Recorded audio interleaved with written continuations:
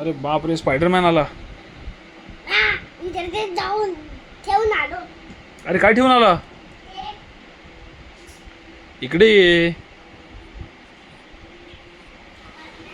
तू जेवला का? हो नाही, दही भात खाते.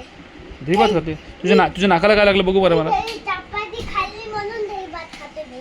दही चपाती खाल्ली म्हणून दही भात खातोय? हे काय करतोय? पप्पा हो. जमायला झाला नाहीतर बघा. अरे बाप रे, का लढाई करणार तू?